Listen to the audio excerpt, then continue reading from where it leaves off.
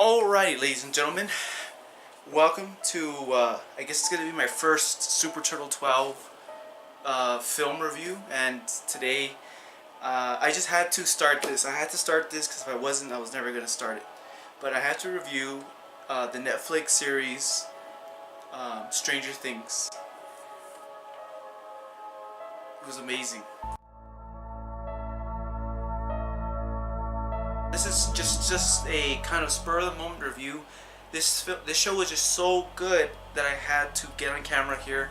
I had to set all this up, get some lighting, actually decent lighting because the light bulb in the room sucks. And I had to do this kind of review of the film. This was a show that I had seen like trailers of on TV. I'm like, oh, it looks cool, okay.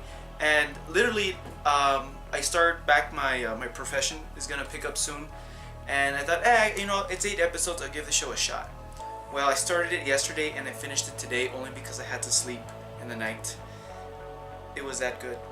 I'm gonna say right now, I feel this film matches Steven Spielberg in terms of this weird combination of adventure, horror, intrigue, the supernatural, suspense, drama. It has, and I'm saying it boldly, it has a very Steven Spielberg-like quality to it. This show is just amazing in that aspect. But let me give you a run through of the show.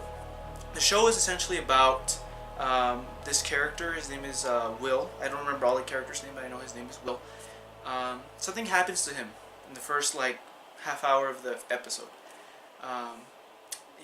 Something happens to him, and his family and friends are impacted by this.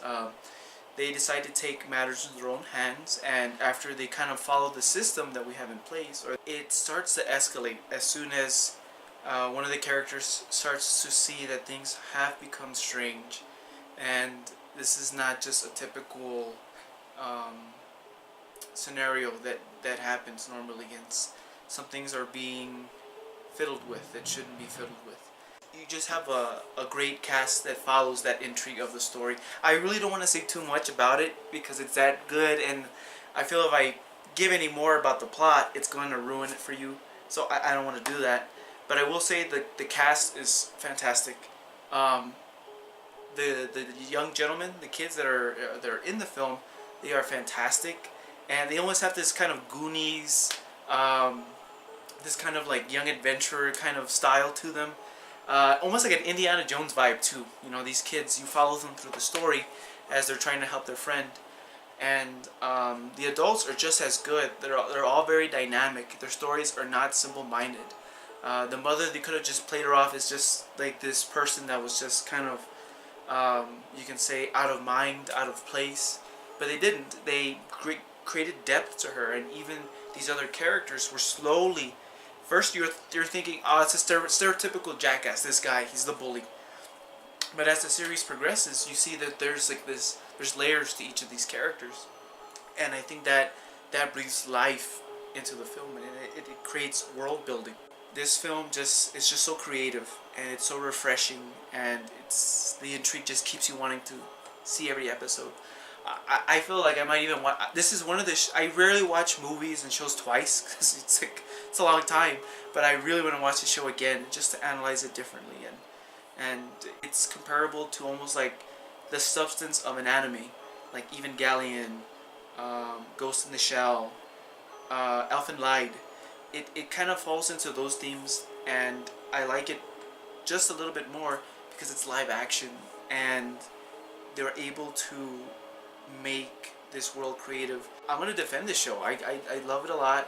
I'm not going to say it's perfect, but I mean, it's so hard to find a show that keeps you watching like that, at least for me, because I can spot plot points. You can smell when something's fake. You can say like, okay, you're stretching it there.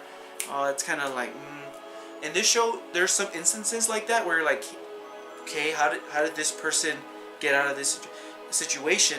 But the show doesn't go into like baby feeding you, like, here, here's this spoon to feed you. Okay?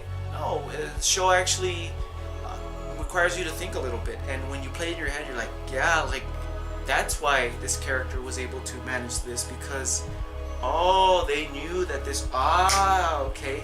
And you have to kind of put it together. So if you're just patient, you'll get all your answers. Um, but still, you know, that last episode, it's worth it. It's worth it. It's 8 episodes long. I think each episode's like 45 minutes. Oh my god, there's so much more to talk about. Okay, real quickly. I love the score. The score was amazing. It was great. It has this 80s kind of vibe. Dum, dum, dum, dum, dum, dum, dum. Like, think of Halloween. It has that kind of tone to it. Like, it rises and falls. It adds to this eeriness and the creepiness of the situation. The world and the characters, I believed, was taking place in the 80s. They talked, they dressed, there were references made. Every set had its references to the 80s. I didn't spot anything that was like out of place, like, oh, I'm pretty sure they didn't have that. And it was amazing. I'm just surprised more people are not talking about this show. You know, and I have a huge collection of movies. You know, I'm not, I watch Jeremy Johns, I watch Chris Stuckman, Angry Joe, and, you know, I get a good idea of you know, what their experience is when they critique things. And I hope some of them go to this show, and I might even tag them below. They may not even watch this, but I really want to get their opinions on this show. It's so intriguing, and I'd like to see, I hope other people would enjoy this film as much as I do.